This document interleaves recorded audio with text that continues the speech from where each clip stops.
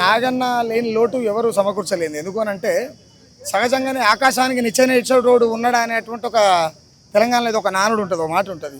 కానీ నిజంగానే ఆకాశానికి నిచ్చెన ఇచ్చేటోడు పుట్టకపోయి ఉండొచ్చు, పుట్టడేమో. కానీ నాగన్న కంఠంతోనే ఆకాశాన్ని దాకేటువంటి సత్తా కలిగినోడు నాగన్న.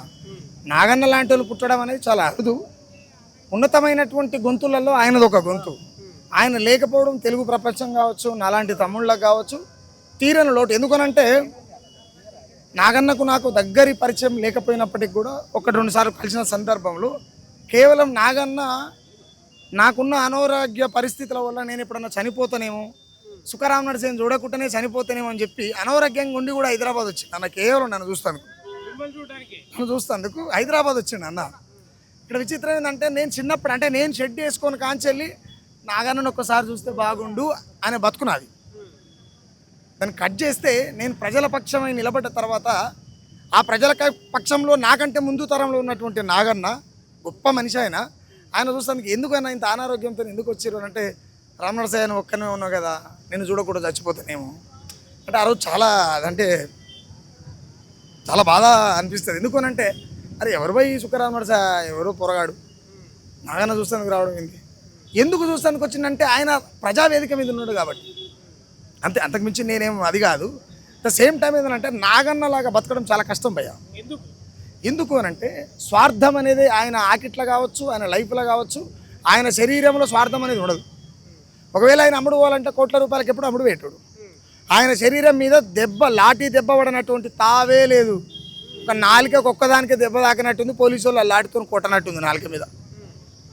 అట్లా ఉన్నప్పటికీ కూడా ఆయన కమిట్మెంట్తో కూడుకున్నటువంటి కమ్యూనిస్ట్. ఆయన చాలా గొప్ప ఉన్నతమైనటువంటి కమ్యూనిస్ట్. ఎందుకంటే ఆయన వల్ల ఆయన బతకడం కోసం కావచ్చు, ఆయన కడుపు పుట్టిన పిల్లల కోసమైనా ఆయన ఒకవేళ ఏదైనా చిన్న మిస్టేక్ అంటే ఆర్థికమైనటువంటి ఇబ్బందుల వల్ల ఏదైనా చిన్న మిస్టేక్ చేస్తే కూడా ఆయన ఇలా కరోడ్పతి అంచనా కూడా వేయకపోదు. కానీ ఆ రోజు ఆ చిన్న మిస్టేక్ చేస్తే ఇవాళ మీరు కావచ్చు, మీ మన తొలివేలు కావచ్చు, నేను కావచ్చు ఎవరో రాకపోదు. ఎందుకంటే అందరి లెక్క ఈయన ఒక చూద్దాం కదా, చూద్దామా చూడకపోదు. నాగన్న గొంతెత్తి విప్లవ గాయకుడిగా మారి ఏం సాధించిండు అసలు? ఏం సాధించుండంటే నన్నిడికి రప్పించిండు. నాగన్నకి నీకు నాకేం సంబంధం లేదు కదా.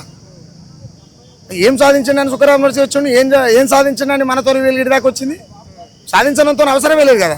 ఈ వేలాది మంది దేనికి వచ్చారు, ఆయన సంపద ఇదే. ఎందుకు అంటే మనం ఖచ్చితంగా నిబద్ధతతో బతికేటువంటి మనుషులు ఖచ్చితంగా మనం గివే నివాళులు ఇవ్వగలుగుతాం. ఏమి ఇస్తాం? ఇప్పుడు రాజశేఖర్ రెడ్డి వేల కోట్ల రూపాయలు సంపాదించాడు, ఏమయ్యాడు? బొంద పెడతానికి ముక్కలు దొరకలే.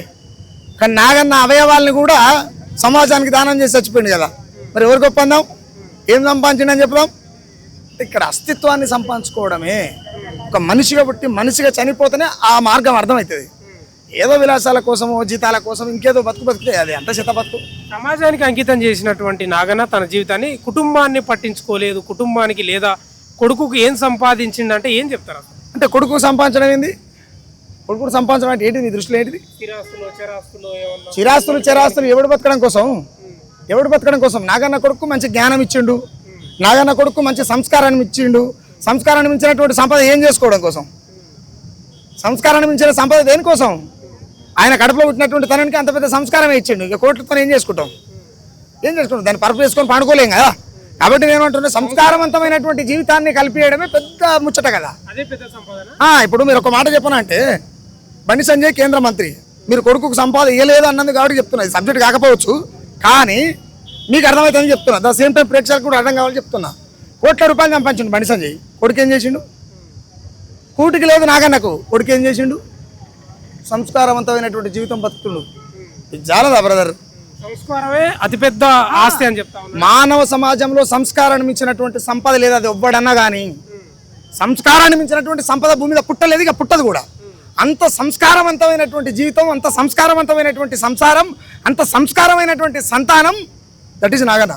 అంటే గాయకునిగా ఆయనను స్మరించడం లేకపోతే నివాళులు అర్పించడం అంటే ఏ పాటతోటి మీరు నివాళులు అర్పిస్తారు? నేను నాగన్న మీద రేపు సాయంత్రం ఒకవేళ ఒక పాట చేస్తా. విప్లవ గొంతుల విత్తనమే అరుణోదయ నాగన్న, విప్లవ గొంతుల విత్తనమే అరుణోదయ నాగన్న, గొంతెత్తిత పాటల పర్వతమే అరుణోదయ నాగన్న, గొంతెత్తిత పాటల పర్వతమే అరుణోదయ నాగన్న పాటకి ప్రాణం తన రాగం అరుణోదయ నాగన్న పాటకి ప్రాణం తన రాగం నా పాటకు అడవి చిగురిస్తే అరుణోదయ నాగన్న ఈ పాట తొందరగా రికార్డ్ చేస్తారు రేపు కానీ 2 వరకు రిలీజ్ చేస్తా. చివరిగా అరుణోదయ నాగన్న గారి జీవితం పరిపూర్ణంగా ముగిసిందని అనుకుంటున్నారా? అంటే నేనేమంటున్నంటే ఆయన అనుకున్నటువంటి ఆశయం ఇప్పటికీ సిద్ధించకపోయి ఉండొచ్చు. ఒక్క మాట అయితే చెప్పగలుగుతా. ఆయన జీవితంలో అన్నకు నాకు పెద్దగా పరిచయం లేకపోయినప్పటికీ 2-3 సార్లు కలిసినాము. నాగన్న కొంత ఎలితితోనే చనిపోయిందని చెప్పగలుగుతా. ఎందుకు చెప్పగలుగుతా అంటే ఆయన కోరుకున్నటువంటి సమాజాన్ని చూడలేకపోయిండు. రాజ్యంలో నుంచి పేదలకు పీడన నుంచి విముక్తి కలగాలనుకోండు, పీడన జరుగుతూనే ఉన్నది. దాని రూపం మారింది. ఊళ్ళో ఉన్నటువంటి దొర హైదరాబాద్ పోయి సూటు బూటు వేసుకోండు, కార్పొరేట్ అయిన అంతే, తేడేం మారలే. కానీ ఏమంటుండంటే కార్పొరేట్ కబంధస్తాల నుంచి ఈ పీడిత ప్రజలకు విముక్తి కావాలని కోరుకున్నటువంటి సందర్భాన్ని ఆయన చూసి చనిపోతే బాగుండు, కానీ చూడలేకపోయిండు. ఇంకొక విషయం ఏంటంటే నేను ఇది నా మాటకు కూడా చెప్తున్నా, నా వయసుకు నేను కూడా చూడనా తెలియదు. స్వేచ్ఛ లేనటువంటి స్వతంత్ర భారతదేశం. స్వేచ్ఛ చేయడం నువ్వు గట్టిగా మాట్లాడితే తీసుకుపోయి లాకప్లు ఇస్తారు కదా. అట్లా గట్టిగా మాట్లాడి పాడవాడినందుకే కదా నాగనని ఒంటి మీద ఏమంటారు లాఠీ ఇవ్వడానికి తావు లేకుండా కొట్టింది. అదంతేందుకు అక్కని కూడా కొట్టిరు కదా నాగన్న వాళ్ళ భార్యని. ఘోరమైన కొట్లు కొట్టిరు కదా. ఎవరి కోసం దెబ్బలు తిన్నారు? నీకోసం తిన్నారా, నా కోసం తిన్నారా? యావత్తు మానవాళి కోసం దెబ్బలు తిన్నారు వాళ్ళు. యావత్తు మానవాళి కోసం వాళ్ళ జీవితాన్ని అర్పించారు. ఆయన వల్ల బతకాలనుకుంటే ఆయనలాగా కూడా బతకడు నాకు తెలిసి. అంత లగ్జరీగా బతకగలుగుతాడు. కానీ లగ్జరీ అనేది లాలూచి పడితేనే వస్తుంది. లగ్జరీ అనేది లాలూచి పడితేనే వస్తుంది. ఆ లాలూచి తత్వం ఆయన దగ్గర లేదు. అందుకే లెజెండ్గా చచ్చిపోయాడు.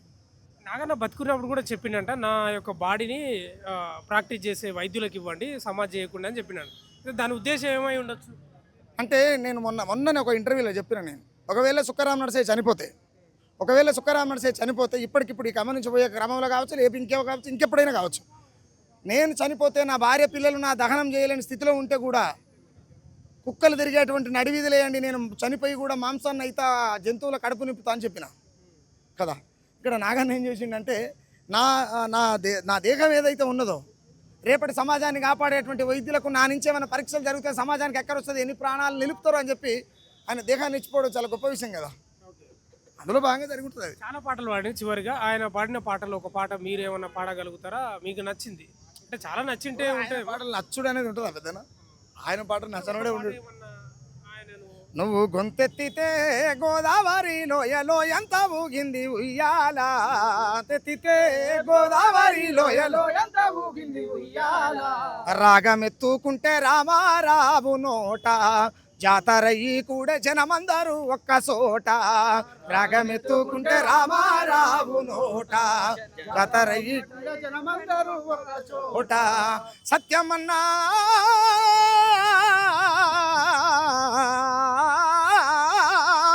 సత్యమన్నా నీ ఆట పాట ఎత్తు పెట్టిన తుపాకీ తూట, నువ్వు గొంతెత్తితే గోదావరి లోయలో ఎంత ఊగింది ఉయ్యాల, నీ పాట వింటూ నక్సల్ బరి నవయవ్వనమయ్యింది అవేళ.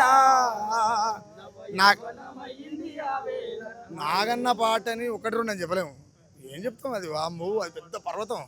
అందుకే నా పాటలు రాసిన ఆయన గొంతెత్తితే పర్వతమే ఇక.